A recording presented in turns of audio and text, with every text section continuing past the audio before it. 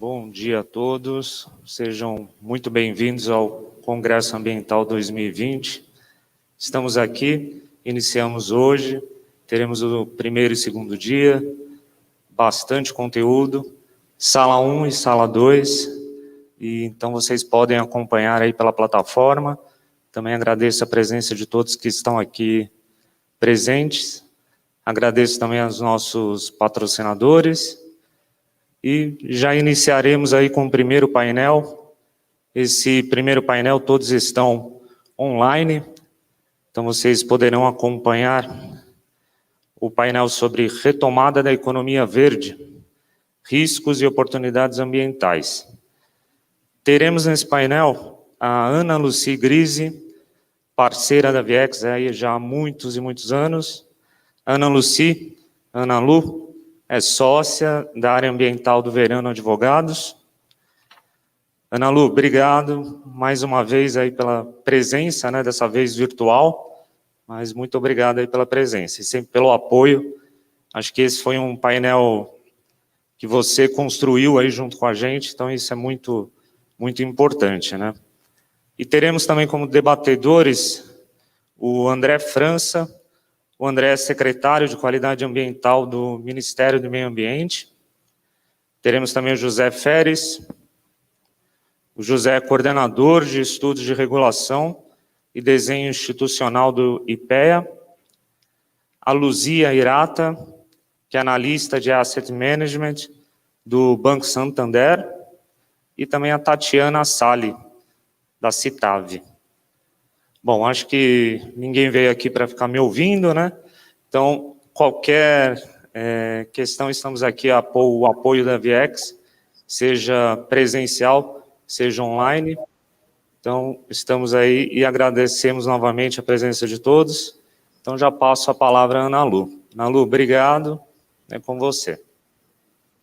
Davi, eu que agradeço de novo aqui com vocês na Viex, é um prazer. Muito bom dia a todos. Então, eu sou Ana Lucy Grise, sócia do Verano, tenho aí 20 anos de experiência na área ambiental. E nesse painel aqui do Congresso Ambiental da Viex, a gente vai abordar a relevância dos aspectos ambientais, o famoso E do ESG, na retomada econômica. A gente vai demonstrar que compliance ambiental, conformidade ambiental é extremamente relevante para a gente reduzir risco e, ao mesmo tempo, esse compliance nos abre inúmeras possibilidades de novos negócios, se ele for aliado à incorporação da variável ambiental como diretriz para o planejamento estratégico e de tomada de decisão. A gente vai abordar essa relevância nos vieses de risco e de oportunidade dos negócios e também no viés de política pública. E aí, para este viés aqui, a gente está olhando a Estratégia Federal de Desenvolvimento para o Brasil no eixo ambiental, com foco aí nos desafios 4.3.1, que é a Agenda Ambiental Urbana, Economia Circular, e 4.3.4, que é a incorporação da variável ambiental nas decisões estratégicas. E é por isso que a gente está aqui hoje com esses convidados maravilhosos que o Davi já apresentou para a gente. Então, eu quero mostrar para vocês como é que vai ser a nossa dinâmica. Eu vou fazer uma introduçãozinha de 5 minutos e a gente vai seguir com rodadas de perguntas, incluindo aí as da audiência, então fiquem à vontade para mandar as perguntas. A gente vai também avaliar aí no final o tempo, e se não conseguir eventualmente, a gente manda as respostas para vocês depois, tá bom? Eu me comprometo a fazer isso. A gente conclui às 10h30, e aí agradece novamente a Viex pela nossa oportunidade. Então, vou fazer aqui a minha introdução. Para isso, eu vou compartilhar minha tela para um PowerPoint que a gente tem, só para estabelecer premissas, tá? Tudo bem? Todo mundo vem do PowerPoint, certo? Ainda não, estão colocando agora, Ana Lu. Então tá, vamos lá. Funcionou, Davi? Agora sim. Então, joia, vamos lá. Então, para a gente alinhar as premissas da discussão aqui com esses super convidados. O que a gente tem hoje, eu posso afirmar para vocês, é uma mudança de contexto das discussões ambientais. E essa aqui é a minha vida. Eu tenho usado essa charge, acho que há uns 2 anos, mais ou menos, para começar as palestras que eu faço. Quando eu comecei a advogar, eu trabalhava com direito ambiental, para mim era muito nítida a dependência que a gente tinha de economia para recurso natural. E eu não conseguia entender qual era a lógica de eu ter atividades que dependiam de recursos naturais, aí um bom exemplo é a água, e daquela própria atividade não ter a preocupação de cumprir os padrões para descarte de efluente tratado, porque era um recurso natural que ela mesma precisava. Fora isso, as questões naturais que a gente tem de ser humano depender de ar respirável para sobreviver, ou, né, de um meio ambiente sadio, aí sem vírus diferentes, para a gente também ter atividade econômica. Mas para mim isso sempre foi muito claro, mas não era assim que funcionava. Quando eu começava a falar sobre direito ambiental, conformidade aos riscos que a gente tinha nos negócios, o que eu ouvia era, ou o que eu via era a minha plateia dormindo, e aí, basicamente, o conselho de administração, homem branco na faixa de 50 anos. Alguém já ouviu falar sobre isso? Mas hoje que a gente tem uma nova roupagem, e aí essa história do ESG, da retomada econômica verde, ela só vem dar um boom, ser um catalisador para a gente rediscutir conformidade e quanto isso é importante. Seja para reduzir risco, seja para a gente ter aí novas oportunidades econômicas, e é por isso que hoje o viés de discussão, do ponto de vista jurídico, é sempre, olha só, você vai ter um risco, você vai ter uma oportunidade, então a gente mostra que o órgão mais importante do corpo humano, que é o bolso, vai ser afetado, ou para o bem ou para o mal, e aí a conversa funciona de uma forma muito rápida, igual está aqui nessa charge. Para a gente comprovar que risco ambiental e risco financeiro é super fácil hoje em dia, tá tranquilo. Em janeiro de 2020, a gente teve aí a publicação do Banco Central dos Bancos Centrais, que é o Bank for International Settlements, sobre mudança climática, afirmando que risco financeiro, risco climático e risco climático é risco financeiro e não tem mais nenhuma discussão. Ele faz uma avaliação em cenários macroeconômicos e chama aí as instituições financeiras e os reguladores, Banco Central, CVM, que a gente está falando aí de mercado financeiro, lato sensu, para agir em relação à incorporação da variável ambiental, nesse caso especificamente a climática. Ou a gente tem aí os outros vieses, por exemplo, na economia circular, hoje em dia acontecendo, que são essas demandas por rastreabilidade para confirmar conformidade ambiental dos produtos na origem deles, e esse caso da Tesco é o melhor deles para a gente demonstrar a importância disso hoje em dia como barreira não tarifária, inclusive. E se a gente olhar pelo lado das oportunidades, aí o que eu tenho que fazer é trazer essa variável ambiental, a variável climática para os negócios. Por quê? Sem capital natural, né? Sem recurso natural, sem economia. Simples, rápido, indolor e inquestionável hoje em dia. O que a gente ainda tem são riscos ambientais subestimados. Eu tenho um gerenciamento inadequado aí de risco socioambiental de forma geral, que pode levar a colapso econômico global. A gente tem algumas charges maravilhosas mostrando isso. E depois da Covid a gente vem com mudança climática, depois da mudança climática a gente vem com biodiversidade. A gente tem que, então, fazer o tal do reset da economia, que é o que estamos discutindo nesse painel, para visar uma economia verde, de baixo carbono e circular. E para isso a gente pega lá o ESG, a parte ambiental do ESG, e coloca como diretriz de inovação e oportunidades. Porque nesse caso a gente vai atrair capital resiliente, de qualidade de longo prazo, é por isso até que a gente tem, por exemplo, a Luzia e a Tati aí com a gente aqui hoje para discutir esse viés. E trazendo o viés de política pública, que eu mencionei já, o que a gente quer é efetivamente ter uma política de Estado, e essa Estratégia Nacional de Desenvolvimento Econômico e Social, que foi publicada aí, acho que faz umas 3 semanas agora, se eu não me engano, que é o decreto 10.531, indo para o nosso juridiquês do dia a dia, eu tenho avaliação de cenário macroeconômico em 5 eixos, sendo que um eixo ambiental é um eixo social. Gente, nós nunca tivemos isso em termos de política de Estado, e hoje a gente tem esse planejamento. Que tal a gente pegar isso aqui como gancho e, de fato, impulsionar a retomada econômica verde de baixo carbono e circular aqui no país?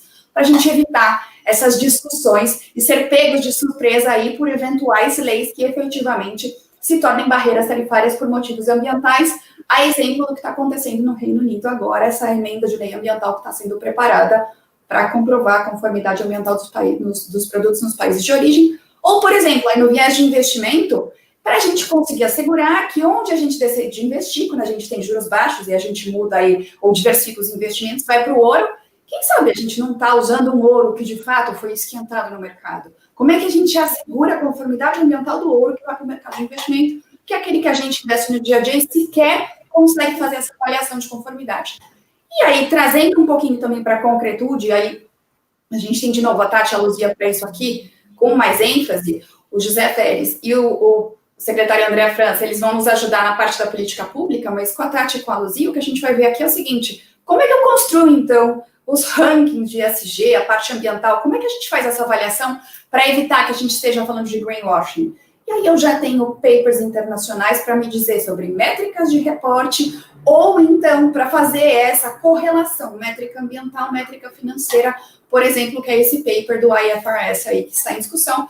E a BlackRock também nos falando, né? A maior gestora de ativos do mundo, falou, olha só, eu quero os reportes ambientais, para ter retomada econômica eu preciso entender, ter informação clara, transparente e comparável. E aí, esses reportes, ok, a gente usa o que a gente tem hoje em dia, que é TCFD, SASB, depois a gente pode conversar um pouquinho sobre essas letras, para quem precisa de mais informação, mas na hora que o IFRS liberar o paper dele e os padrões globais de reporte econômico / financeiro, é ele que eu vou usar. Porque a gente está aqui discutindo sobre uma retomada econômica verde em conformidade com as normas ambientais e como aí prioridade para todo mundo. Agora a gente vai voltar para a nossa discussão com os palestrantes. Vamos lá? Primeira pergunta, e aí só para eu já deixar todo mundo na mesma página. O André está com a gente, mas o André tem que sair. Então, ele vai fazer a primeira pergunta com a gente com um tempo de resposta maior e depois ele deixa o painel. Se eu puder depois intermediar perguntas, tudo, a gente volta para o André e aí vê como é que a gente faz as respostas, tá bom? Então, André, você aí que está com a gente por um tempinho menor, por favor, você é secretário de Qualidade Ambiental do Ministério do Meio Ambiente, tem aí liderado as discussões sobre a agenda ambiental urbana há bastante tempo, com foco em resíduos. Eu fiz algumas reuniões com você há anos já para discutir política de logística reversa para o setor eletroeletrônico, por exemplo. A gente sabe que hoje essa discussão ganha um contexto muito maior quando a gente fala de retomada econômica verde no viés de economia circular. Então, se a gente usar esse contexto, que você já tem uma super experiência, e unir isso ao eixo ambiental dessa Estratégia Federal de Desenvolvimento, lá no desafio 4.3.1, que trata de agenda ambiental urbana, como é que o governo está incorporando a variável ambiental nas decisões econômicas desse viés de economia circular? Como é que o Ministério do Ambiente e o Ministério da Economia estão conversando neste viés aqui, neste contexto? Por favor, André. Bom dia, Ana Lucia. Agradeço pelo convite a você, a Viex. Em nome do ministro Ricardo Salles, cumprimento os colegas aqui do painel e também a todos aqueles que nos assistem e pela oportunidade de aproveitar aqui compartilhar um pouco do que a gente tem feito, né? Nós não só participamos da elaboração, né, do decreto que instituiu os eixos nessa política de Estado para a gestão ambiental representada aí na Estratégia Federal para o Desenvolvimento, como estamos desenvolvendo os instrumentos que vão tirar do papel esses eixos, né, essas diretrizes. Então, é importante começar do seguinte ponto. A missão da Secretaria de Qualidade Ambiental foi estruturar e implementar a agenda ambiental urbana. O meio ambiente urbano ele não era priorizado até então, embora 85% da nossa população viva nas cidades. E por que eu digo que não era priorizado? Basta olhar os números. O Brasil gera 80 milhões de toneladas de resíduos sólidos urbanos por ano. Desses 80 milhões de toneladas, 36 milhões vão parar no meio ambiente. Há décadas, né? Então, é um número que precisa ser revertido imediatamente, porque ou eles vão parar em lixões, ou os chamados aterros controlados, que são mais para lixões controlados do que aterros, ou sequer são coletados. Temos hoje ainda 3 mil municípios dispondo seus resíduos em lixões, né, causando contaminação do solo, das águas superficiais, subterrâneas. No saneamento, né, o cenário herdado foi 100 milhões de pessoas sem acesso à coleta e tratamento de esgoto, 35 milhões sem acesso à água, né, a qualidade do ar degradada em algumas grandes metrópoles, poucas áreas verdes urbanas nas cidades, o que agrava cenários de cheias, alagamentos, trazendo impactos econômicos e humanos, né, já visto aí o período de chuvas, né, e tantos impactos trazidos recorrentemente pela falta da drenagem adequada, né, um processo acelerado de impermeabilização das cidades que leva ao agravamento dessa situação, né, sem contar áreas contaminadas, que era um tema que não aparecia na política pública federal, né, e também o combate ao lixo no mar, um tema tão importante que o mundo vem se estruturando, era um tema que sequer existia na agenda do Ministério do Meio Ambiente. Então, pensando nessas prioridades para melhorar a qualidade de vida das pessoas que vivem na cidade, 85% da população, o ministro Salles orientou e determinou que nós elaborássemos uma agenda, que é a Agenda de Qualidade Ambiental Urbana, que foi estruturada nesses 6 eixos para dar resposta a esses principais problemas: o combate ao lixo no mar, a gestão dos resíduos sólidos, as áreas verdes urbanas, a qualidade do ar, a qualidade das águas de saneamento e as áreas contaminadas. Então, aqui a gente tem todas as matrizes ambientais endereçadas e os principais problemas, né, endereçados na forma de programas com planos de ação, estratégias, diretrizes para o enfrentamento adequado. Quando a gente olha o item 431, trazendo agora aqui para o objeto da nossa discussão, o que nós vemos no item 431 é a Agenda Ambiental Urbana.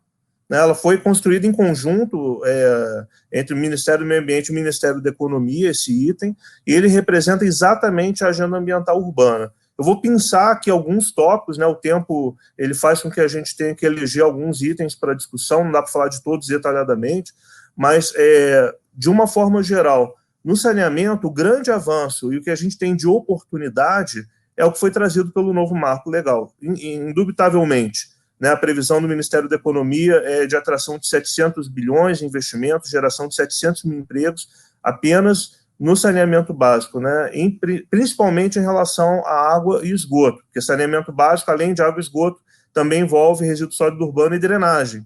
Né, os leilões estão avançando, as modelagens estão avançando, e isso tende a trazer resultados na medida em que você traz segurança jurídica e previsibilidade para permitir investimentos de longo prazo. E no longo prazo você tem condições de oferecer um serviço melhor. O principal avanço é dizer, olha, público e privado concorrem em mesmas condições e tem que ter metas de desempenho associadas. Não existe mais a possibilidade, né, ou se reduz a possibilidade de acordos ou contratos sem metas, sem obrigações de desempenho, o que levou ao quadro que nós herdamos, 100 milhões de pessoas sem acesso ao coleta e tratamento de esgoto. Quando nós passamos para a parte de monitoramento, e aqui eu vou aproveitar para compartilhar o que o Ministério tem feito já para implementar esses eixos que foram recém-aprovados. Quando a gente olha o monitoramento e controle ambiental, é o monitoramento da qualidade do ar. Estamos comprando as estações de qualidade do ar completa para todos os parâmetros legais, para colocar em todos os estados que não tem nenhum monitoramento. A gente tem 17 estados brasileiros que não tem nenhum monitoramento da qualidade do ar. Então, estamos fazendo a aquisição das estações para implantar nesses estados e já desenvolvemos um sistema integrador com um aplicativo que vai permitir ao cidadão ter acesso à qualidade do ar na estação mais próxima de onde ele está. Isso é transparência e é gestão ambiental e dar ao município, ao estado, né, condições de fazer uma gestão ambiental mais adequada. Quando fala também na recuperação de áreas contaminadas, estamos desenvolvendo um Sistema Nacional de Gestão de Áreas Contaminadas para levar aos estados e municípios um instrumento de gestão apropriado, um sistema informatizado, onde essas áreas possam ser cadastradas, geridas, informadas. E alguém pode perguntar, mas o que isso tem a ver com economia? Tem tudo a ver, porque se você compra um apartamento e tem uma área contaminada, você passa a ser responsável solidário por aquela área.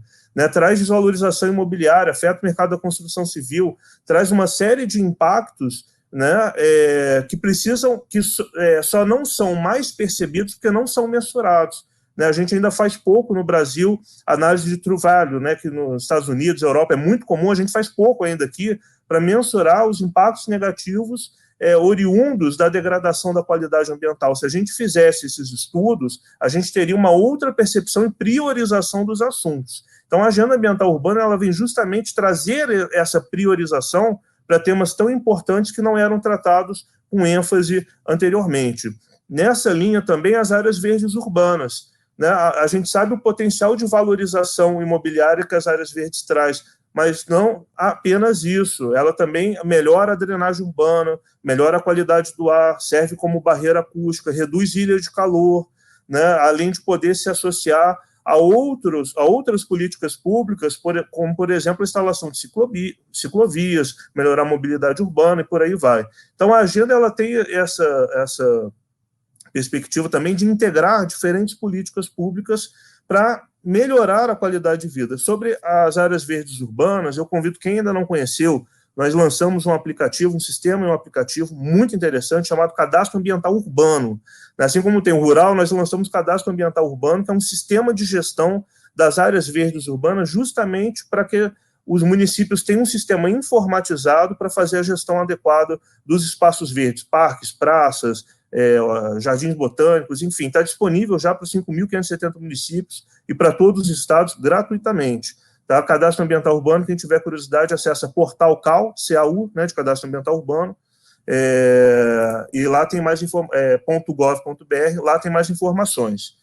Então, falamos rapidamente, o combate ao lixo no mar, lançamos a primeira estratégia nacional, que foi o Plano de Combate ao Lixo no Mar, com várias ações realizadas no país.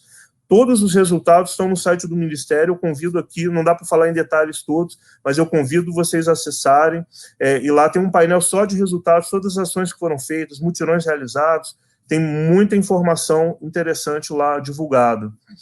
Falamos, então, de vários eixos, eu deixei resíduos no final justamente para a gente poder ir um pouco mais em profundidade, nesses 6 minutos que ainda restam. Falamos do combate ao lixo no mar, áreas verdes urbanas, qualidade do ar, saneamento e qualidade das águas e áreas contaminadas. E agora sobre resíduos sólidos urbanos. Tivemos aqui que ter uma estratégia para tirar a Política Nacional de Resíduos Sólidos do papel. Então, a primeira coisa era fazer cumprir o que a lei disse lá em 2010 e que não foi feito nos últimos anos. Então, a primeira coisa, o SINIR, Sistema Nacional de Informações sobre a Gestão de Resíduos Sólidos, era previsto em 2010, não foi feito, e a gente não tinha nem dados para se basear para direcionar algumas políticas públicas. Então, primeira coisa, vamos fazer o SINIR. Só que, ao mesmo tempo, nós herdamos um cenário fiscal altamente comprometido. Não dava para fazer grandes investimentos, desenvolvimentos, não partimos para a cooperação técnica. E, com isso, desenvolvemos o SINIR em 133 dias, custando zero para o pagador de impostos. E já está disponível desde junho do ano passado. Complementando a estratégia de ter informações, instrumento de gestão apropriado, não só para o governo, mas para a iniciativa privada, nós lançamos agora, no dia 29 de junho também, o MTR Nacional, que é o Manifesto de Transporte de Resíduos, que é o sistema que permite a rastreabilidade do resíduo do gerador, passando pelo transportador, até a destinação final ambientalmente adequada. É mais segurança para o gerador, que vai ter ali a comprovação de que o resíduo foi destinado de forma adequada, ao mesmo tempo que você traz para a regularidade, né, esse importante setor da gestão de resíduos. Temos também várias linhas de investimentos, entre recursos já provisionados, repassados, planejados, são cerca de 100 milhões de reais já revertidos em compras de equipamentos, construção de unidades de triagem, compostagem, reciclagem e outros. Temos também, puxando agora para o eixo da economia circular, um importante instrumento, que é a logística reversa. Né? Também tiramos do papel alguns instrumentos que estavam em discussão desde 2010 e que não avançavam, como, por exemplo, a logística reversa de eletroeletrônicos. Para você ter ideia, Ana Lucia, de 2010 a 2018 foram instalados 70 pontos de entrega voluntária de eletroeletrônicos. De 2019 para agora, já são mais de 270 pontos. E nos próximos 5 anos chegaremos a 5 mil pontos em todo o país. Só que o ponto de entrega voluntário é a ponta do iceberg do sistema de logística reversa. Aquilo ali é a pontinha, é o que é o visível para o consumidor. Porque se você não tiver todo o sistema, quem coleta, quem leva, quem desmonta, quem tria, qual é cada unidade que vai fazer a reciclagem de cada componente, ou a preparação para inserir na reciclagem, para a fabricação do produto, para de fato reinserir na cadeia produtiva, a logística reversa não acontece. Assim como ela não acontece se o cidadão não fizer o descarte adequado do material após o consumo. Né? Então, em logística reversa de eletroeletrônicos, foi assinado o acordo setorial e hoje temos um decreto, né, estabelecendo em nível nacional as obrigações, metas, prazos e responsabilidades. Um outro assunto que também estava desde 2010 são as baterias chumbo-ácido, as baterias automotivas. Não tinha logística reversa instituída. Em agosto do ano passado, foi assinado o acordo setorial, que já alcançou um resultado muito expressivo em 2019 e permitirá, nos próximos 4 anos, alcançar a marca de 16 milhões de baterias coletadas e recicladas todos os anos. Isso representa 155 mil toneladas de chumbo por ano, que, se não tivesse sistema de logística reversa, poderia causar contaminação ambiental, comprometer a saúde das pessoas, e que vai ser reinserido na cadeia produtiva. Lembrando que o chumbo é importado, a gente não tem reservas naturais de chumbo. Então, isso também traz mais resiliência à nossa economia, na medida que a gente fica menos dependente da importação de um minério importante, sujeito aí a variações cambiais, enfim, outros efeitos. ao mesmo tempo que eu gero emprego e renda, né? Porque toda essa cadeia, para funcionar, precisa de pessoas, precisa de várias especialidades e formações. Dia 5 de junho, o último, no Dia Mundial do Meio Ambiente, o presidente Bolsonaro assinou o decreto que instituiu o Sistema de Logística Reversa de Medicamentos, também aguardado há muito tempo, né? E vai permitir que o cidadão faça o descarte na própria farmácia, e dali tem a certeza que vai ser feita a destinação adequada, já integrado ao MTR, e por aí vai. Bem, temos muitos assuntos, eu tenho agora apenas alguns segundos, esse assunto daria para a gente falar aqui por 4 horas, 3 horas, no mínimo, que foi o tempo que a gente levou nas audiências públicas e tal, mas um outro instrumento importante, fechamos agora o ciclo de audiências públicas, foi o Plano Nacional de Resíduos Sólidos. Fizemos audiências públicas em todas as regiões do país e uma audiência pública nacional, e ali eu convido, quem não conheceu, conheça o plano, porque ali sintetiza tudo o que foi preparado nessa proposta para guiar, nos próximos 20 anos, mas com ciclos a cada 4 anos de revisão, né, e com resultados desde já, a melhoria da gestão de resíduos no país. Bem, esse é dentro do tempo que a gente tem, é o que eu consegui trazer de síntese, né, do que está sendo feito. Tem outras ações aqui que o tempo não permite entrar no detalhe, mas eu convido todos a acessarem o site do Ministério do Meio Ambiente, o portal do CNIR, o portal do CAL, tem muita novidade, muita informação lá, e é essencial que a gente avance nesses temas, e o Ministério tem se dedicado a tirar do papel essas importantes políticas. Como a Ana Lucy disse, eu tenho já um outro compromisso agora na sequência, mas não quis deixar de participar desse importante congresso, e passar essa mensagem, e ao mesmo tempo é uma oportunidade de prestação de contas de tudo que a gente tem feito, e agradecer mais uma vez a Ana Lucia, aos colegas aí do painel, e o Viex pelo convite para esse importante encontro, e a gente permanece à disposição. André, muitíssimo obrigada, foi fantástica a sua fala, porque ela faz toda a conexão que para mim, de novo, sempre foi muito óbvia, da dependência econômica de recursos naturais e quão é importante a gente fazer a gestão adequada com todas essas ações que vêm sendo implementadas para a gente tirar as políticas ambientais do papel e, mais do que isso ainda, construir de verdade uma política de Estado que faça gestão de recurso natural do nosso capital natural e que também viabilize oportunidades, e aí o conjunto, né, a dobradinha com o Ministério da Economia é essencial para que a gente tenha incentivos econômicos e ainda incentivos fiscais que viabilizem a gente usar capital natural para usar como vantagem econômica e vantagem competitiva nessa retomada econômica verde. Então, muitíssimo obrigada, foram excelentes as suas palavras. Fique à vontade, eu sei que você precisa nos Obrigado, deixar. Ana Lucia. Muito obrigada. Bom encontro a todos. Luzia, vamos passar para você então agora. Vamos para as nossas mulheres do painel. Olha, e esse é um painel bem equilibrado, hein, gente? Não foi porque... Conta pra gente sua experiência. Você é asset manager no Santander, aí faz gestão de ativos, tem uma super experiência com a atualização dos modelos de negócio e de novos negócios que têm surgido aí, derivados dessa incorporação da variável ambiental como core no planejamento estratégico.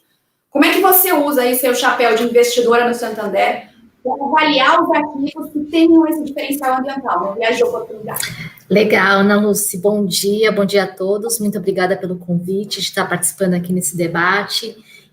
Ana Lúcia, eu queria comentar um pouquinho sobre o viés do investidor, né, que é a nossa experiência aqui. Eu faço parte da Asset do Santander. A Asset faz a gestão de recursos de terceiros, ou seja, né, a gente faz gestão de fundos de investimento com recursos dos nossos clientes, e aí são clientes pessoa física, investidores institucionais, enfim, uma variedade aí de clientes de diferentes perfis e diferente grau de risco também. Então, é por isso que, para as nossas análises, a gente tem uma oferta de produtos, né, também diversificada, né, olhando para cada perfil de investidor, e a gente tem uma série de produtos conectados à questão ESG, né, ou pelo menos que façam uma análise ESG por trás, né, do ponto de vista ambiental, social e de governança combinado, para que a gente possa também ter essa oferta específica. E a gente tem observado que nos últimos meses, né, mais especificamente, mas nos últimos anos a gente tem visto um crescente interesse em relação a esse tipo de estratégia, a esse olhar um pouco mais cuidadoso do ponto de vista de sustentabilidade.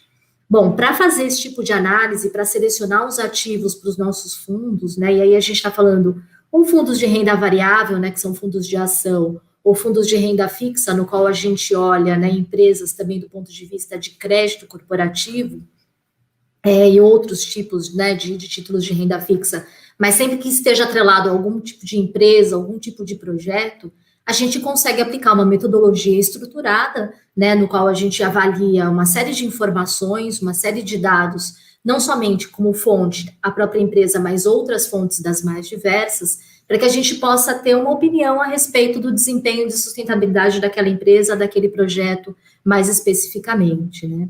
Então, para isso, hoje, a gente conta com uma metodologia, um apoio de um time global, uma base de dados bastante grande, né, e completa, né, que tem um provedor externo que nos dá esse apoio. Então, assim, eu digo que a gente tem uma metodologia diferenciada, porque eu faço parte de uma asset grande, uma asset global, então, assim, não é todo mundo que consegue aplicar dessa mesma forma, né, eu acho que a gente tem um desafio enorme aí, né, de padronizar informações, ao mesmo tempo conseguir atender aí os mais diversos interesses, mas no nosso caso a gente consegue ter esse olhar, uma visão mais aprofundada, e mesmo assim eu digo para você que a gente tem dificuldade, a gente tem ali algumas barreiras, a gente tem alguns pontos que são discordantes, né, que a gente tem que fazer uma nova análise do ponto de vista mais local, né, até você mencionou, né, no início a questão da preocupação do greenwashing, né, de ter uma série de padrões, né, de diretrizes, né, para esse tipo de informação. Eu acho que esse é um dos nossos grandes desafios, né. Para isso a gente olha as várias referências, você mencionou aqui algumas no início, né, o TCFD mais voltada, né, para as informações em relação à questão climática, né, o SASB, né, que é uma iniciativa que olha para setorialmente, né, quais são os temas relevantes para cada um dos setores, a própria GRI, que é um padrão, né, de informações em relação à sustentabilidade, ou seja, a gente considera um pouco de todos esses padrões para fazer esse tipo de análise. E, obviamente, do ponto de vista ambiental, a gente tem alguns setores que são mais críticos do que se comparado a outros setores de serviços, por exemplo. Então, existe uma diferenciação de análise para cada um desses setores. Para aqueles setores que apresentam maior risco, a gente vai, obviamente, monitorar isso, vai olhar com mais cuidado, vai dar um peso maior para a dimensão ambiental, para a preocupação com as questões ambientais, com a gestão, né, com a governança por trás disso, para saber se tem monitoramento, se tem indicadores, né, que vão nos nortear um pouquinho em relação ao desempenho dessa empresa ao longo dos últimos anos e também uma perspectiva futura, que esse é um outro grande desafio também, né, a gente não tem bola de cristal, né, a gente consegue trabalhar com alguns cenários, né, e a gestão da empresa, a estrutura de governança, ela nos dá alguns sinais, né, de como é que aquilo está sendo conduzido. E do ponto de vista de oportunidade, como você falou, a gente tem inúmeras oportunidades, considerando as questões ambientais. A gente vê aí os green bonds, né, os títulos verdes, que eu acho que é uma grande, uma oportunidade de olhar, né, de uma forma diferente para um título que é um título, né, como outro qualquer, mas você acrescenta, né, e você dá aquela valorização do ponto de vista ambiental, né, eu acho que essa é uma grande sacada, é uma grande oportunidade, né, de você começar a direcionar os esforços, né, para um caminho, para uma economia mais verde, uma economia mais sustentável, né, e aí quando a gente vai, do ponto de vista de investidor, olhar, né, para essas boas oportunidades, a gente vai olhar para aqueles setores que realmente possam ter um bom diferencial. Então, assim, o mais evidente são energia renovável, né, o próprio setor de saneamento, né, como o secretário mencionou agora há pouco, é um setor que a gente está olhando com bastante carinho, porque além de ter, né, os benefícios, né, e ter hoje um marco legal que nos dá uma segurança jurídica maior, ele traz uma série de benefícios ambientais e sociais também, que a gente viu que são essenciais, né, mesmo, né, após esse evento aí de pandemia, a gente dá uma valorização ainda maior para tudo isso. Então, eu acho que a gente tem inúmeras oportunidades, né? O investidor está olhando um pouco mais para isso também, não só do ponto de vista de risco, mas por quê? Porque quando você olha para questões críticas do ponto de vista ambiental, você tem os riscos, mas você também tem as boas oportunidades de negócio, porque você, de alguma forma, tem que sanar, né, essas questões. Então, eu acho que ter esse olhar duplo, né, e não só penalizar, né, o ponto de vista ambiental, que é o que a gente sempre viu, né, você está nesse mercado há muito tempo, e eu também, né, lá no passado, né, o meio ambiente era sempre custo, hoje não. Hoje a gente consegue dar uma visão um pouco diferente, e eu acho que isso é muito positivo. Joia, Luzia, é exatamente isso. Acho que você trouxe também aí no viés de investidor toda a diferença que a gente tem hoje, catalisada pela pandemia, na roupagem, seja das linhas, seja dos bonds, ou como é que a gente faz o financiamento. O que eu brinco é que é muito mais inteligente a gente olhar os riscos e falar custo ambiental, não, muda, vira a chave, deixa a retórica antiga de lado, isso é custo, não quero fazer, não, a Europa já desmatou tudo, agora quer que a gente não desmate. Gente, acabou essa história, deixa a retórica antiga de lado, viramos a chave, olhamos o risco como uma baita oportunidade, e aí a gente começa a fomentar mais e mais linhas aí de financiamento, fluxo de capital de melhor qualidade, mais resiliente, de longo prazo, que vai dar o nosso boost econômico, e a Luzia pode muito bem nos ajudar com isso, é só a gente estar fazendo direitinho do ponto de vista de conformidade ambiental, né, e social, em alguns momentos também, quando a gente estiver juntando os dois pontos. Obrigada, Luzia. Tati, vamos lá para você agora. Você tem uma super experiência aí com o tema ambiental no setor financeiro, já teve com o Principles for Responsible Investment, que é o nosso famoso PRI, né, nossa área cheia de sopa de letrinhas, e agora é gerente sênior de programas em finanças sustentáveis na Citaú. Se você avaliar esse viés de oportunidade, quão relevante, de fato, é incorporar a variável ambiental para redução de custo de capital? Nessa mesma linha aqui da discussão com a Luzia.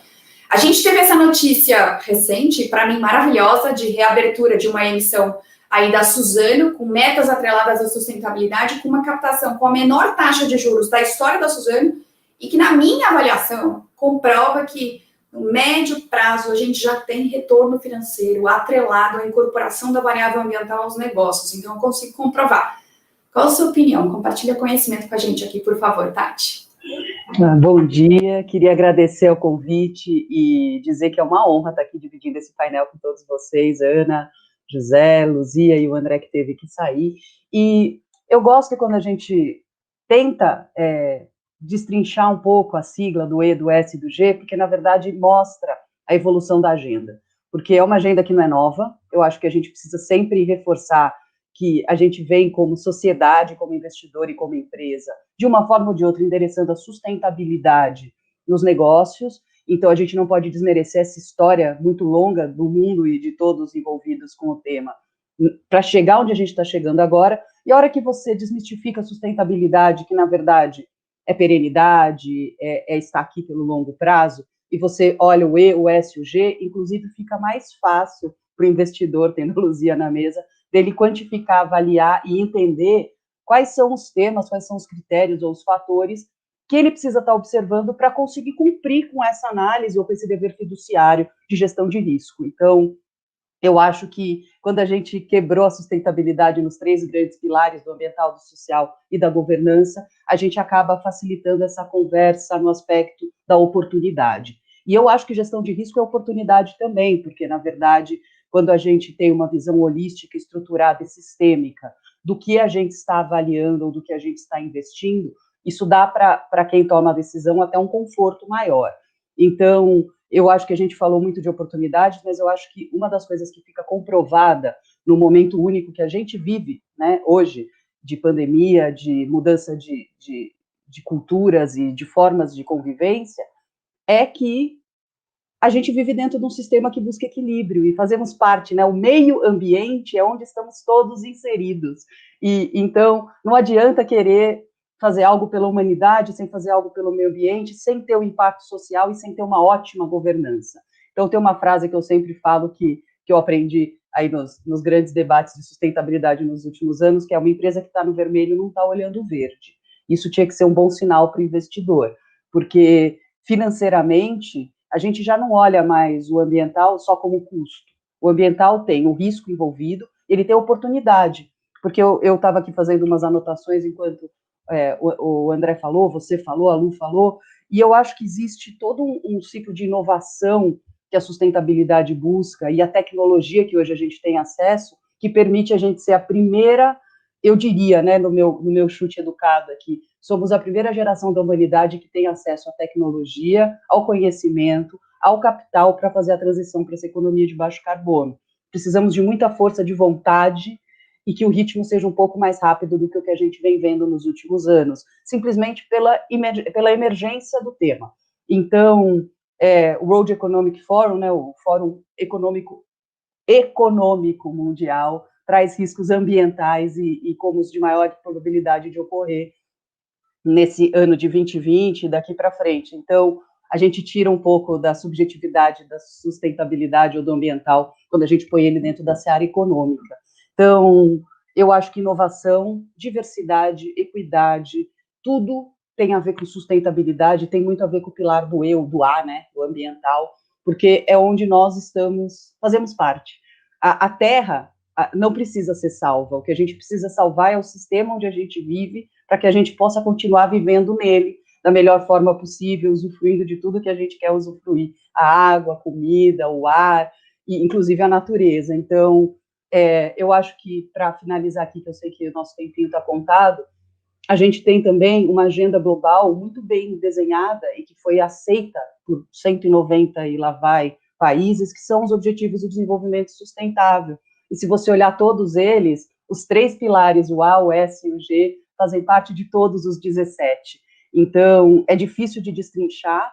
A gente hoje tem um sistema integrado, busca equilíbrio, e temos nós todo o papel como a espécie que, estando dentro desse sistema, causa mais efeito e tem mais consequências de fazer a nossa parte. Então, do lado da oportunidade, eu vejo que, tanto para empresas quanto para investidores, temos uma oportunidade hoje de criar novos negócios, de melhorar os negócios que a gente faz e de capturar, sim, esse alfa ou esse retorno de investimento que a gente busca em empresas tradicionais ou em empresas novas que estão vendo que o futuro é uma economia de baixo carbono, perene, sustentável e equilibrada. Então, eu acho que olhar o ambiental com os olhos da oportunidade abre portas para todas as frentes da sociedade.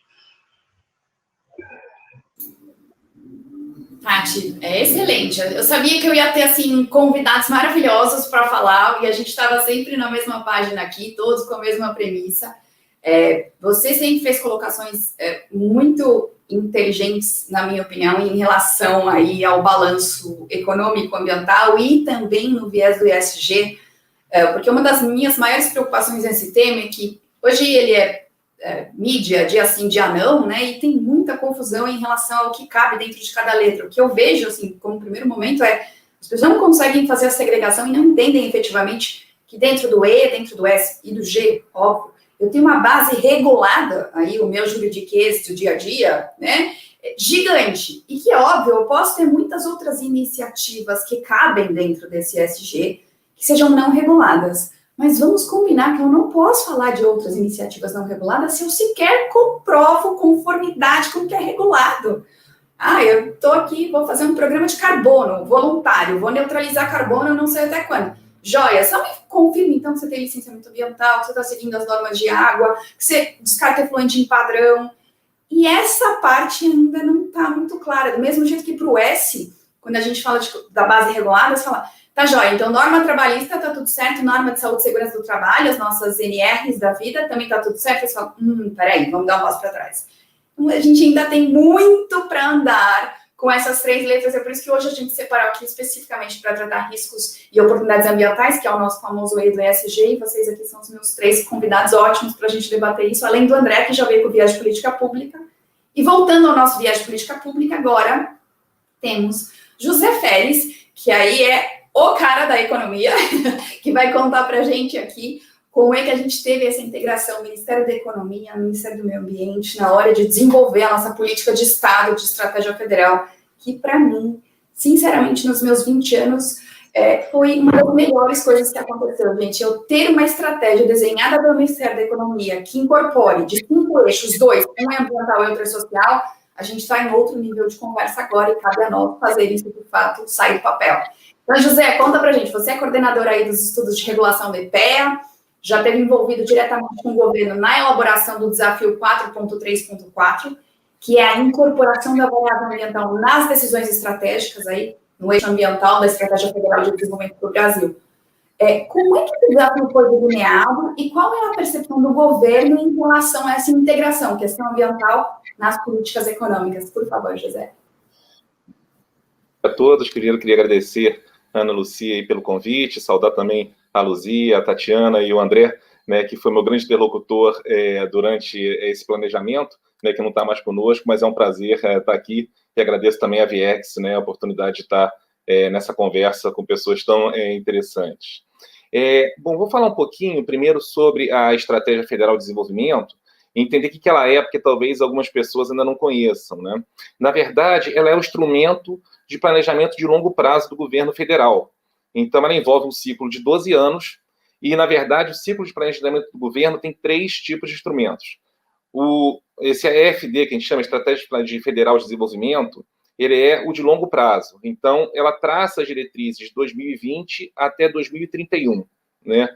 O médio prazo, a gente tem os planos plurianuais, né, de investimento, tá? Que são os PPAs, que é o planejamento de médio prazo que envolve o conjunto de investimentos nos próximos 4 anos. Então, quer dizer, essa estratégia federal, né, de desenvolvimento envolve 3 ciclos, né, dos PPAs, né, que é o planejamento de médio prazo.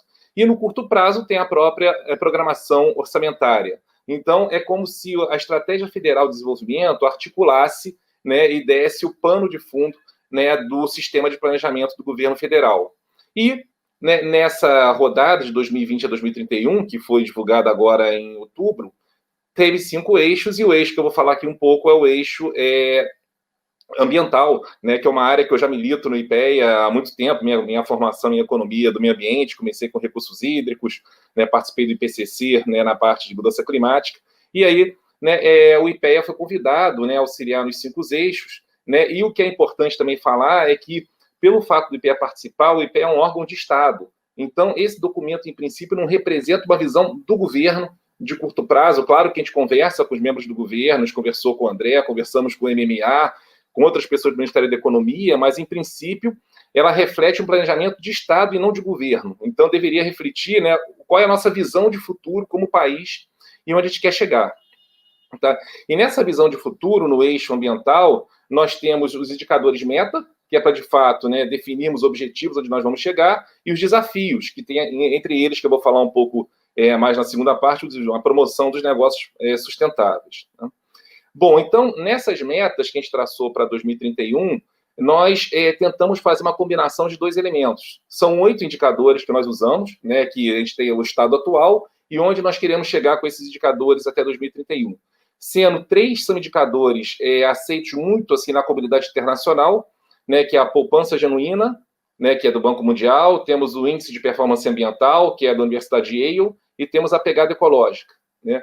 E também temos mais 5 indicadores que são mais ligados com problemas locais, né? Por que a gente tomou essa decisão? Na verdade, é importante manter o diálogo com a comunidade internacional, que a gente sabe, né, assim, a função do governo também é sinalizar que nós estamos indo num bom caminho, né? Então, é importante ter esses indicadores para dialogar nos fóruns, né, quer dizer, com a sociedade civil, com, né, os governos, até para sinalizar que nós temos, de fato, uma visão para o meio ambiente. Então, são indicadores que são aceitos na comunidade, tanto acadêmica quanto, né, de política pública internacional.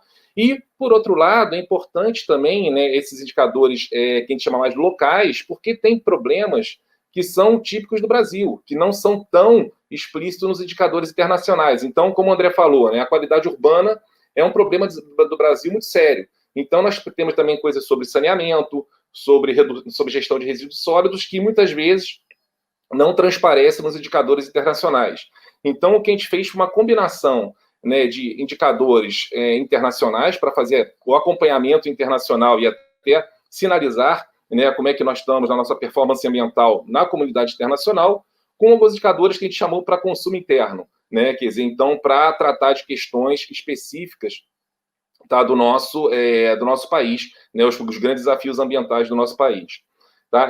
Falando um pouco sobre esses indicadores internacionais, então, a nossa ideia, quer dizer, a gente tem metas, por exemplo, para falar da poupança genuína, tá? Que a poupança genuína, o que ela é? Na verdade, ela expande o conceito de capital, né? A Ana Lucy já falou aqui no começo do capital natural. Na verdade, as nossas contas nacionais, quando a gente pensa, né, em PIB, né, a gente pensa que fala de capital físico, né? Então, seria máquinas, equipamentos, infraestrutura, né? O conceito expandido da poupança da genuína, né, fala não só do capital físico, mas do capital humano, né, educação, e do capital natural. E a ideia, então, quer dizer, é ter uma meta da participação desses 3 formas de capital, né, desse conceito de capital expandido, no PIB. Então, por exemplo, se nós estamos reduzindo o nosso capital natural, por exemplo, renda de petróleo. Tá? Petróleo é um capital natural. Né? Se nós reduzirmos o nosso capital natural, a renda do petróleo, e não destinamos essa renda, por exemplo, para investir em educação, quer dizer, substituindo por capital humano, ou investindo, né, em investimento de infraestrutura, quer dizer, substituindo por capital físico, se nós vamos destinar isso, por exemplo, para pagar funcionário público ou para financiar coisas que não são, né, geração de capital, nós estamos numa trajetória não sustentável. Né? Então, a poupança genuína, por exemplo, indica, né, se nós estamos num bom direcionamento da sustentabilidade do investimento.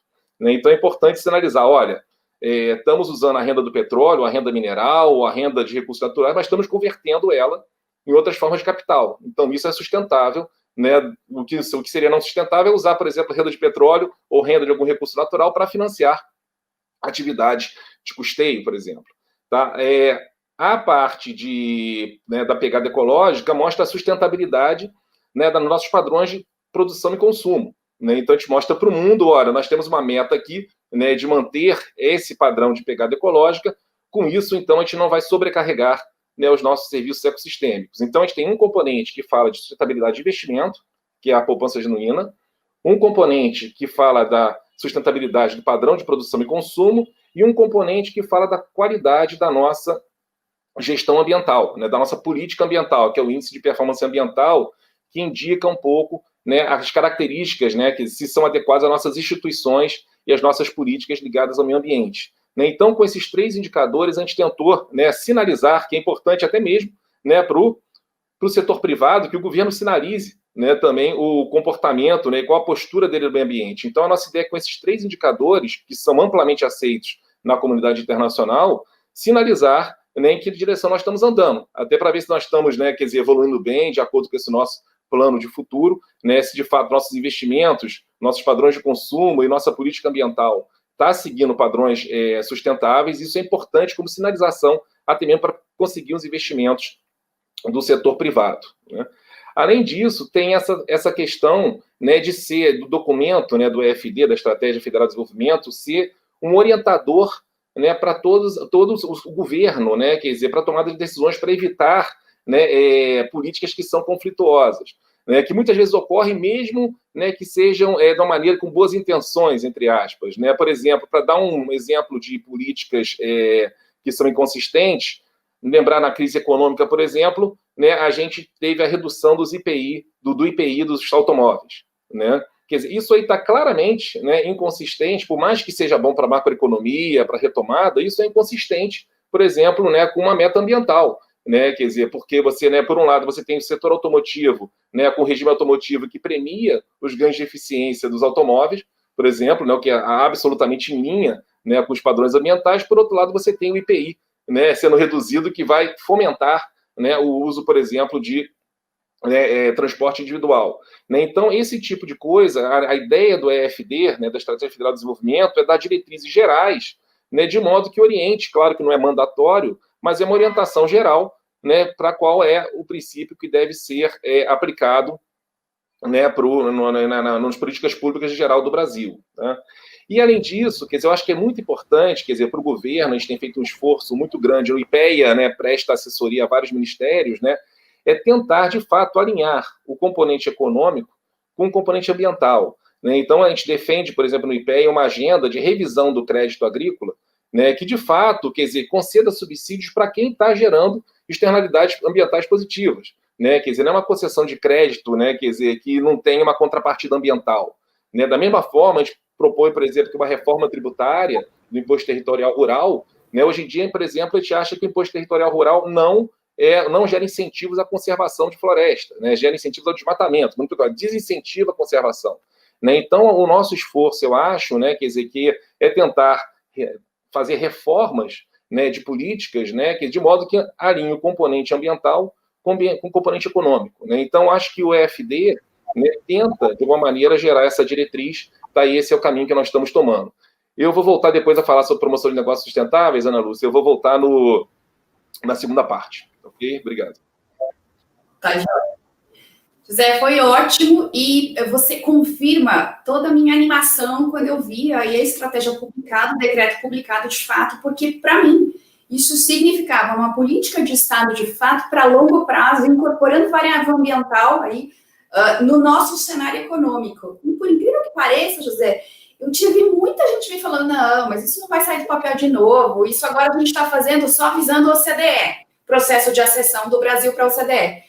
E eu fiquei extremamente decepcionada, falei, gente, não, no mundo em que o ESG agora é dia sim, dia não na mídia, e que isso está direcionando as discussões para a retomada econômica na Europa, a gente pode deixar uma baita oportunidade na mesa, de fato, se a gente não tirar isso do papel. E a tua fala é ótima, porque ela comprova que a gente está falando de planejamento de longo prazo, que tem que adequar aí com o médio e curto, e inclusive o orçamento no curto prazo, e que isso visa fazer a integração de políticas públicas. Uma coisa que eu sempre coloquei do ponto de vista ambiental é, não adianta eu ficar lá falando do resíduo, da água, do efluente, do ar, se a gente tem políticas econômicas para setores econômicos que vão impactar esses assuntos ambientais que estão completamente desconectadas da variável ambiental. Eu preciso que as políticas públicas conversem e eu acho que aí essa Estratégia Federal de Desenvolvimento vai nos ajudar exatamente a dar essa cola, a liga, para incorporar a variável ambiental. Ambiental não existe sozinho, ele existe em cada um dos setores da economia, é por isso que a gente precisa fazer ele funcionar aqui do ponto de vista de política de Estado e também, por exemplo, do ponto de vista dos nossos relatórios, né? A gente tem relatório de sustentabilidade lá separado, bonitinho, com gente plantando árvore, com os programas sociais que eu fiz, e aí eu não tenho um relatório que converse com dados financeiros e econômicos da empresa, ou seja, esse relatório tem influência nenhuma da decisão de investimento que eu vou tomar, ou em como é que eu avalio aquela empresa do ponto de vista financeiro, porque ele não me traz nenhum dado financeiro, ele está bem longe da atividade da empresa. Mas, enfim, aí são mais assuntos para a gente discutir. Vamos voltar agora para o viés de risco. E, Luzia, conta para a gente, até já indo nessa linha de reporte, taxonomia da União Europeia, você tem avaliado os potenciais impactos das regulações internacionais para os investidores e negócios brasileiros, porque o ESG é nosso assunto diário agora, né? Qual que é a sua expectativa em relação à taxonomia da União Europeia? A gente presencia narrativas ainda hoje que indicam aí esses assuntos eternos de que a Europa já desmatou, não quer que a gente desmate, ou essas sanções que eles estão querendo fazer conformidade de produto na origem são só para assegurar que eles vão ter vantagem comercial, implantar barreira não tarifária. Na minha opinião, não dá mais, eu já compartilhei isso aqui com vocês, eu acho que a gente tem que virar a chave, olhar o viés da oportunidade no risco e usar a base de vantagem competitiva enorme que a gente tem num país mega biodiverso. A taxonomia, assim que ela estiver em vigor em 2021 para clima e 2022 para os outros assuntos ambientais, vai impactar negativamente aqui o que no Brasil, que tipo de atividade não vai, como é que você espera que isso aconteça aí ao longo do prazo, pelo menos? Legal, Ana Lúcia. Em relação especificamente à taxonomia, com certeza vai nos afetar, né? A gente é uma asset global, a gente tem fundos globais e isso já diretamente vai impactar, porque embora a gente tenha fundos que estão sendo distribuídos aqui no Brasil, a gente compra ativos globalmente e a gente tem que atender à legislação europeia, porque os nossos fundos são sediados lá, alguns deles são sediados lá, e quando você compra ativos no Brasil, né, para esses fundos globais, e isso não existe só para a gente, mas existe para todos os demais fundos também, certamente isso vai bater aqui numa avaliação dos negócios aqui no Brasil. E aí a taxonomia, com certeza, é um começo, né, ela está muito focada para as questões climáticas, né, para ter um entendimento, né, do que é um projeto especificamente voltada para esse tema, voltado para os temas ambientais, né, está começando por esse viés, e certamente a gente vai ter que olhar para isso e vai ter que classificar de acordo, mesmo que seja um percentual muito pequeno dentro dos nossos fundos, né, e aí existe a outra preocupação também, que eu até no outro evento estava comentando, que é também da gente não cair no greenwashing, né, quando a gente tem, sei lá, 5% do nosso fundo, né, com alguns projetos ou empresas de acordo com a determinada taxonomia e dizer que atende 100%. Não atende, a gente tem que ter muito claro isso, a questão da transparência, né, e da clareza dessas informações é super importante, como você mencionou, né, os relatórios, eles estão aí para dar informações que precisam cada vez mais ser transparentes, mais transparente possível, para que a gente realmente possa tomar a decisão em cima daquela informação que está sendo dada. E eu concordo muito com você quando a gente tem que sair do discurso de que, puxa, né, a União Europeia está impondo mais barreiras, porque tem...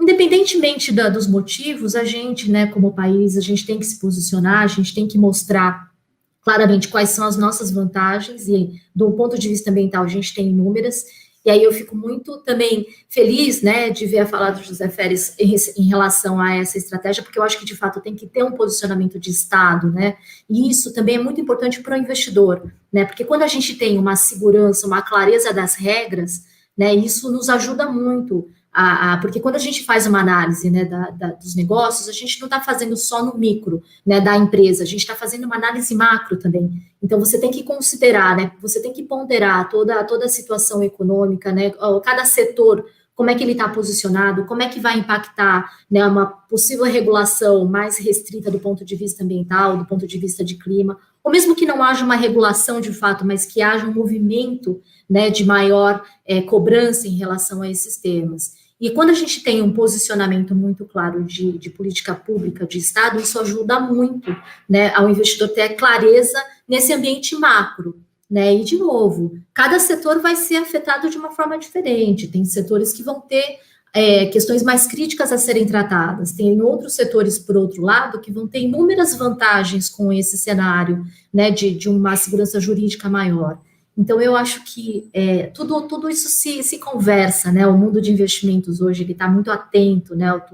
E é um mundo cada vez mais interconectado, então a gente não pode fugir, né, desse discurso, não, vamos proteger, né, a nossa economia, porque ela está diretamente relacionada, e eu, como dentro de uma gestora global, a gente vê muito isso, porque, de fato, a gente vai olhar ativos no mundo todo e vai escolher, é mais interessante comprar ativos no México, no Brasil ou na China, né? E esse exercício, muita gente está fazendo cada vez mais, né? Mesmo aqui no Brasil, a gente está num movimento bem intenso, né, de bolsa, né, de olhar para empresas fora do Brasil, inclusive, né? A gente tem hoje um mercado no qual é possível você fazer isso. E você tem investidores cada vez mais atentos, né, para um mercado com uma taxa de juros menor, como você falou no início, né, para outros tipos de ativos. Então, a gente não tem como fugir, né, de uma eventual regulação, seja da Europa, seja aqui, né, numa definição de uma política pública mais específica aqui no Brasil. Tudo isso se conversa, tudo isso é ponderado, e quanto mais clareza nas informações a gente tiver, melhor é o ambiente para a gente fazer negócios, né? Eu acho que tanto do ponto de vista do investidor, como de empresas, né, para procurar formas mais acessíveis de acessar financiamento, crédito, seja qual mercado for, né? Mas essa clareza, essa segurança, ela é muito importante.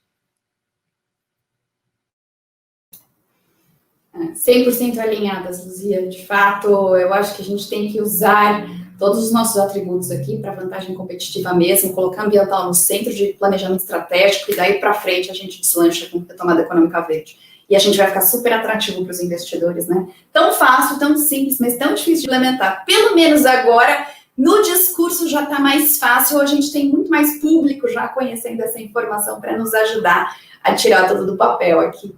Tati, vamos lá para você. Se você avaliar esse viés de risco, seguindo a mesma linha de discussão com a Luzia, você está agora na Cital e você já passou pelo PRI, então você já conheceu muito do dia a dia, a gente já discutiu algumas vezes, assim, qual é a qualidade das informações que a gente disponibiliza para os investidores, o que vai de dado ambiental lá naquelas poucas linhas de formulário de referência.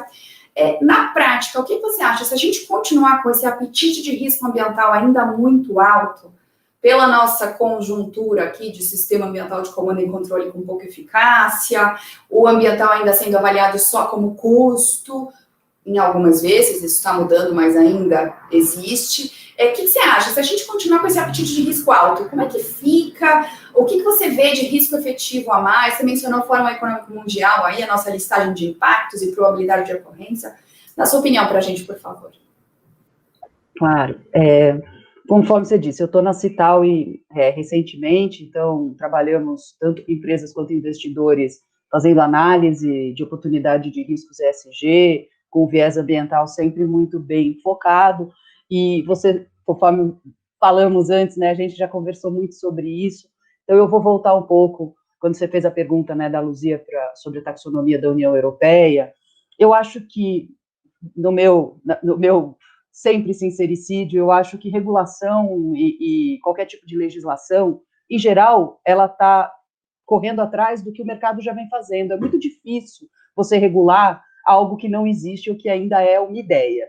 Então, eu acho que a gente também precisa, toda vez que a gente pensa em regular, autorregular, legislar, entender que as demandas são da sociedade, são nossas, e aí vão mudando as práticas, e essas práticas vão sendo devidamente reguladas, endereçadas e acompanhadas, tanto pelo Estado quanto pela própria sociedade civil. Eu acho que isso é algo que precisa ficar muito claro. A gente não pode esperar que vai vir uma regulação sobre uma nova tecnologia, se essa nova tecnologia não existe ainda. Então, gosto muito de ver o plano, não li ele com carinho ainda, José, vou ler com carinho, promessa, eu peguei o link aqui, mas o que eu gosto de falar, quando você fala do risco, como isso pode afetar a gente, eu acho que tem dois efeitos. O efeito da sociedade. Hoje, a taxonomia da União Europeia, ou qualquer tipo de boicote a qualquer tipo de produto de qualquer país que exista no mundo, não é uma decisão de uma pessoa, é um efeito é causa e efeito. Então, é assim, se a União Europeia está regulando, está criando uma taxonomia galgada em ser mais responsável ambientalmente, isso não é uma ideia que veio da cabeça das pessoas que estão na comissão, isso vem da sociedade como um todo, e a sociedade europeia é uma sociedade imensa, consumidora. Então, precisamos equilibrar as demandas da sociedade e, inclusive, do Estado e da estrutura onde vivemos, que é o meio ambiente, para garantir que a gente tenha esse equilíbrio. Então, o que eu acho? Eu acho que o efeito vai ser em todos, vai ser em Brasil e vai ser em qualquer país que se relaciona com a União Europeia. Vejo isso como positivo, porque eu acho que a gente vê, como disse a Luzia, é muito difícil você avaliar, analisar todos os aspectos sem um parâmetro. Então, estamos criando parâmetros. Se eles são os parâmetros ótimos, que nem a gente diria na economia, se eles são os perfeitos, acho muito difícil. Reforço que é uma jornada. Estamos numa jornada de mudança da sociedade e da economia. Estamos tendo o privilégio de participar dela e o desafio de descobrir o que fazer. Então, quem tem vanguarda, quem tem apetite por mudança, faz. Os que vão vindo atrás vão fazendo e nós vamos nos adaptando como empresa, como investidor e como sociedade. Então, acho muito importante a gente sempre dizer que vem de baixo as demandas regulatórias. Então, se uma sociedade se recusa a consumir um produto, porque aquele produto, por uma questão ambiental, não está em linha com os princípios daquela sociedade, eu não preciso de regulação para aquele produto deixar de ser consumido. A regulação vem para garantir o equilíbrio de que as partes estão todas sendo atendidas dentro dessa demanda. Então, não gosto de tirar a regulação da conversa, e acho muito importante ela existir, porque essa segurança que dá para quem toma decisão em todos os níveis de tomada de decisão. Eu comprando a minha carne, ou a minha água, ou a minha comida, a Luzia comprando ativos globais, o advogado defendendo ou ajudando uma empresa a conseguir se posicionar dentro de um novo cenário, todos nós precisamos desse equilíbrio. Então, eu vejo que se a gente continua, como sociedade, ignorando o ambiental, se é Brasil, se é Europa, a consequência é direto na gente mesmo. Então, eu acho que isso está claro para as pessoas, porque não era tão claro. E isso a pandemia pôs as claras para a gente. Um impacto ambiental que mudou a nossa vida, que depois a gente está fazendo o congresso ambiental, que o ano passado eu estava sentada numa sala comendo pão de queijo, tomando cafezinho com vocês, sentados em casa num vídeo. Então, o efeito está aqui. A causa foi um desequilíbrio ambiental que trouxe um efeito direto na gente e na economia. Então, taxonomias, regras, a gente vai ver cada vez mais. Isso aconteceu com governança, está passando pelo A, e vai entrar no S muito mais rápido do que a gente imagina, porque o A afeta o S diretamente, né? Eu não consigo mexer com o meio ambiente sem mexer com o S, que são pessoas. Eu falo que tinha que ser P, né? O S são pessoas. Qualquer pessoa envolvida no processo encaixa no S. Então, eu acho eu acho bem-vindo, acho que a gente, como sociedade, tem que se adaptar, tem que ver essas mudanças com essas demandas do consumidor, do investidor e dos governos que a gente se relaciona, ou seja, as partes interessadas, e se adaptar para conseguir capturar a melhor oportunidade e gerir esse risco de forma transparente e aberta. Temos um problema? Temos um problema. Como estamos fazendo para solucioná-lo? Ninguém acha que você vai solucionar o problema assim, né? Resolvi. Não, você vai ter que trabalhar para resolver. E eu acho que o que o investidor busca, que a taxonomia europeia busca, que a nossa regra busca é que a trajetória seja menos difícil e que a gente consiga todos juntos entregar o que a gente precisa para as próximas gerações. Infelizmente não é para nós mesmos, né? É para o futuro que a gente vai deixar esse mundo. Então, acho que essa é a minha opinião. Maravilha, Tati. A gente já discutiu muito esse assunto da regulação, só acompanhar de fato o que a gente tem na sociedade, né, os desenvolvimentos, o contexto diferente. Um ponto que eu acho que vale destacar é que, principalmente do ponto de vista empresarial, dá para esperar e aguardar os outros tomarem a dianteira enquanto a gente não tem regulação. Super, dá para fazer isso tranquilamente, você consegue ir gerenciando seu risco. Só que uma vez que eu tenho os outros que definam qual vão ser os padrões, esses padrões certamente são aqueles que vão ser base para a regulação. Então, se você quer ser líder de mercado, de fato, e aí estou falando de incorporação da variável ambiental mesmo, na veia, no empreendimento, como planejamento estratégico de um negócio, o interessante é que você olhe isso como uma oportunidade e consiga trazer para o seu dia a dia, aí, usando o que o José Férez falou para a gente, de curto, médio e longo prazo, equalize o que você quer e tome as ações, porque isso vai ser usado pelo governo, na nossa política do Estado, como base para a nova regulação. Foi sempre assim que aconteceu e é assim que vai acontecer também agora, quando a gente fala de padrão de conformidade ambiental ou social para se enquadrar, para ganhar o selo ou qualificação de ESG para investimento ou para desenvolvimento de negócios mesmo. Eu tenho certeza que é assim que vai acontecer de novo. Isso sempre aconteceu, eu já vi várias vezes, inclusive em assuntos ambientais, exemplo de logística reversa, que o André trouxe para a gente aqui. Quem saiu na frente montou os padrões aí, os sistemas voluntários, ditou as regras de uma forma tênue, claro, mas foi um embasamento e é isso que vai acontecer de novo. Então, tomara que a gente use essa oportunidade de fato para ter uma retomada econômica verde com baita de um diferencial competitivo por aqui. Vamos voltar então para o José, para a nossa última pergunta aqui, para a gente concluir o painel. E aí, só vou, antes do José, a gente está com o Edu Bonato da Viex aqui auxiliando a gente no painel. Edu, se você puder passar o link que o José Férez disponibilizou no nosso chat privado aqui dos debatedores para o pessoal que está assistindo, por favor, porque é o link para a Estratégia Federal de Desenvolvimento, tá? Então, José, vamos voltar para você agora para a gente fechar a nossa última pergunta desse painel. Se a gente focar lá no desafio 4.3.4, para mim, de fato, é o desafio do coração, tá? Porque eu trabalho com esse desafio desde sempre, e para mim era ele que ia ditar todas as nossas mudanças, estamos em pandemia mudando aí contexto. Ele fala de incorporação de variável ambiental nas decisões estratégicas mesmo, de negócios sustentáveis. Como é que ele vai nos ajudar a gerenciar risco ambiental de uma forma mais efetiva para a gente evitar que o país sofra aí com aumento de custo de capital e, eventualmente, barreiras não tarifárias em razão de desconformidade ambiental? Aqui é bem focado como é que eu pego o 4.3.4 do desafio e implemento isso na prática para diminuir o apetite de risco ambiental e a gente melhorar a nossa foto ficar mais bonita, vamos dizer assim. Eu acho, Ana Lucia, eu acho que foi muito interessante a pergunta, porque eu acho que combina um pouco com o comentário da Tatiana, que foi excelente, sobre o papel da regulação. Né? Eu concordo, né, que a regulação formal ela vem um pouco a reboque, né, dos acontecimentos. E hoje em dia o papel da regulação informal, né, que é a pressão do mercado, né, quer dizer, a pressão dos consumidores, a comunidade internacional, é tão ou mais importante do que a própria regulação formal. Quer dizer, se o governo não criar um arcabouço regulatório, né, certamente o mercado vai, vai ter, né, a pressão da regulação informal via, né, comunidade internacional, via consumidores, que isso pode refletir no aumento de custo de capital, em boicotes. Então, quer dizer, eu acho assim que, né, onde não entrar a regulação formal, a regulação informal cumpre o seu papel e ela até antecipa, né, porque ela está muito mais antenada, né, com as demandas da sociedade e da comunidade internacional. Né? Mas, dito isso, né, aí eu volto para o ponto da questão, Ana Lucia, da promoção de negócios sustentáveis. Eu acho que é importante, né, você ter uma regulação, um arcabouço regulatório para incentivar os investimentos. Né? Eu acho que é importante, né, quer dizer, dar essa garantia, né, quer dizer, essas normas é importante, sim, né, para você incentivar, né, as empresas a investirem em meio ambiente.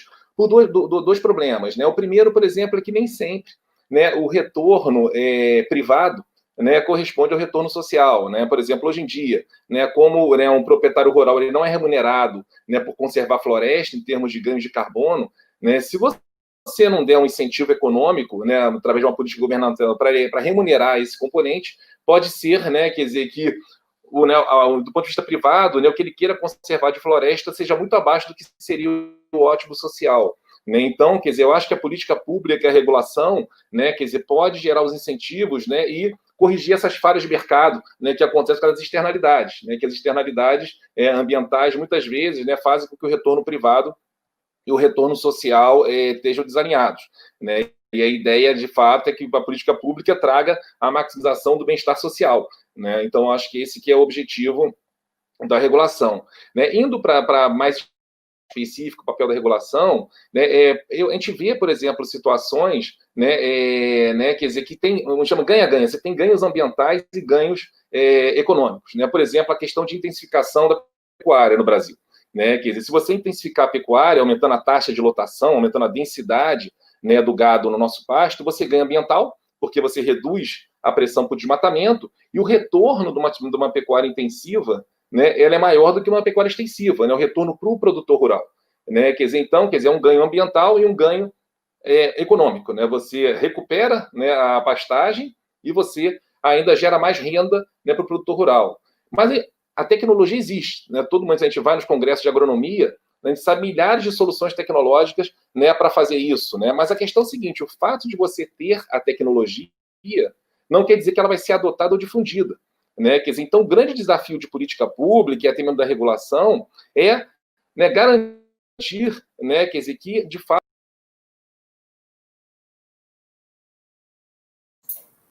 Perdemos o José. Vamos ver só se ele consegue conectar. Enquanto o José conecta para finalizar a resposta dele, deixa eu só dar um passo para trás aqui, porque a gente teve uma pergunta em relação à taxonomia. Então, só vou explicar um pouquinho, e aí, Luzia e a Tati, fiquem à vontade para complementar também. Quando a gente fala de taxonomia, está 100% conectada com o ESG. Hoje em dia, o que é ESG? É o que eu quiser, da forma que eu quiser, e como eu quiser, quando eu quiser. O que é esse? Investimento sustentável, investimento de impacto, investimento ESG, ou eu sou uma empresa que, aqui sou uma empresa ESG. O que isso significa? Não tenho regulação, então significa de fato o que eu quiser, como eu quiser, e eu defino e eu vou para frente. Nesse movimento de definir questões ambientais, o José entrou. José, a gente tinha te perdido. Eu vou parar aqui a minha explicação de taxonomia, você volta para a sua resposta, por favor. Desculpa, eu caí aqui um pouco, né? A minha rede deu uma instabilidade. Mas voltando, por exemplo, à questão da intensificação da pecuária, né? Existe a tecnologia, né, para intensificar, a gente sabe que é possível dobrar a taxa de lotação no Brasil. Há consciência de que isso gera ganhos econômicos e ganhos ambientais, mas não é difundido. Né? E por quê? Porque você tem, por exemplo, restrições de crédito, né? Quer dizer, acesso a crédito, pequeno e o médio produtor, né? Quer dizer, não tem acesso, né, a crédito, porque é uma tecnologia intensiva em capital. Né? Você tem uma série de restrições, né, de acesso a essa tecnologia, que aí tem um pouco o papel da política pública. Né? Quer dizer, então, a ideia, quer dizer, está através do arcabouço regulatório, quer dizer, gerar primeiro, né, quer dizer, um ambiente estável, né, para que, de fato, os mercados, né, que eles se desenvolvam, né, e, além disso, né, quer dizer, garantir, né, quer dizer, que quando você tem algum tipo de falha de mercado, né, quer dizer, que algum problema na economia não gere, né, quer dizer, né, a alocação ótima, no sentido de que as pessoas não tenham acesso, por exemplo, a uma tecnologia que seria melhor para ele e para a sociedade, né, então a regulação tem um pouco a cumprir esse papel. Né? Então, eu acho que assim, o papel do governo, né, na promoção de negócios sustentáveis, que além de, né, quer dizer, na própria estratégia, né, ter esses indicadores, né, para mostrar, né, olha, né, o governo está fazendo, está indo na direção certa, né, vendo indicadores internacionais, eu acho que isso é importante, mas além disso, né, seria também, né, gerar esse ambiente regulatório, né, quer dizer, que garanta, né, que os investimentos ocorram. Né? Eu acho que esse que é o papel um pouco da regulação formal, né, quer dizer, de fato, né, quer dizer, garantir uma estabilidade de regras, por exemplo, né, a própria parte do Green Bonds, né, o Banco Central está atualmente, né, quer dizer, com várias iniciativas, né, de títulos verdes para financiar a pecuária, por exemplo. Né, quer dizer, é importante, né, você gerar retorno, que é um retorno que muitas vezes o mercado, né, quer dizer, pelo retorno privado, né, não consegue gerar. Né? Então, eu acho que tem aí o espaço, né, que o governo tem, né, quer dizer, suprir as falhas de mercado e também incentivar os mercados que são incipientes, né, que muitas vezes é um mercado incipiente, que ainda não tem uma taxa de retorno que garanta. Então, acho que a política pública pode entrar, né, suprindo essas lacunas. Tá ok, Ana? Ótimo, José. Muitíssimo obrigada. Acho que a gente teve aqui uma discussão maravilhosa. Agradeço muitíssimo pela presença. Vou só terminar de dar aquela explicação que tinham me pedido em relação à taxonomia, e aí fiquem os três à vontade para a gente complementar, porque a gente ainda tem aqui 3 minutinhos. Se o ESG hoje, essa atribuição de sustentável, não tem definição, e como os europeus estão, pelo menos na minha avaliação, 5 a 8 anos na nossa frente em relação às discussões ambientais de riscos e oportunidades, o que a União Europeia fez? Ela se organizou para sistematizar informações ambientais, para falar para as empresas ou para os investidores que eles só vão poder fazer os reportes ambientais se eles cumprirem lá os 5, 6 itens, ou se eles fizerem um item e não prejudicarem os demais, não impactarem negativamente os demais. Eu tenho uma série de regras, mas para que isso serve, né? Para eu assegurar que eu só atribuo um selo de sustentável ou de ESG, como a gente quiser chamar, se de fato eu estiver cumprindo lá os requisitos da taxonomia. Isso nada mais é do que uma regulação para dizer, ó, você aí que quer fazer os reportes vai ter que seguir aqui. E mais do que isso, eu tenho reportes obrigatórios, porque foram feitos cortes. Isso não é só para investidores. Por exemplo, empresas, acho que com mais de 500 empregados, eu não me lembro exatamente, depois eu posso confirmar, mas a gente tem uma linha de corte para as empresas de qualquer segmento aí. Eu tenho uma linha de corte e olha só, você tem um reporte obrigatório. Então, me conta como é que você lida com mudança climática, com economia verde, economia circular. Eu tenho que cumprir requisitos. É uma sistematização para reporte obrigatório em relação a assuntos ambientais. Eu acho que numa tradução simples é isso. E é por isso que essa taxonomia vai nos impactar tanto, porque a Luzia, por exemplo, quando está numa asset global, vai ter que entender dentro do fundo dela quais são as composições ali de negócios que ela tem e olhar cada um desses negócios e entender esse negócio cumpre lá um dos 6 requisitos que estão listados ou dos 5 requisitos, cumpre esse e não impacta os demais. Como é que eu reporto? Qual é o percentual desse negócio dentro do meu fundo?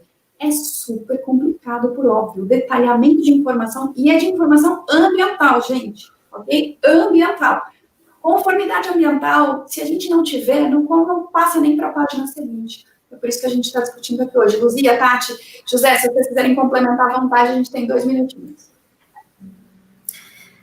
Ana, deixa eu só complementar rapidamente a fala do José, que eu acho que é super importante pontuar o papel do setor financeiro.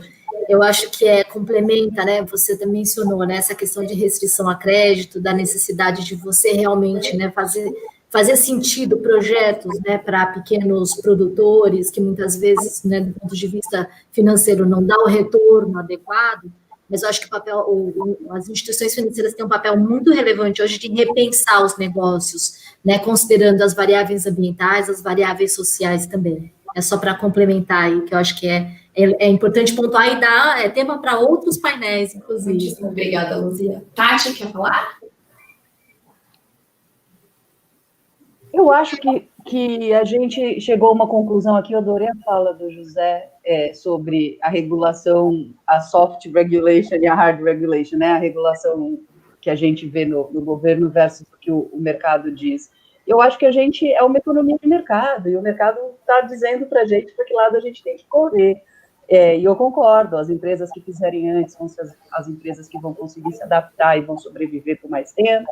Vai ter setor da economia que vai ter que se reinventar, e volto para a história da jornada. Estamos tendo o privilégio de viver uma jornada e um desafio de mudança que talvez só os livros de história vão conseguir contar lá para frente.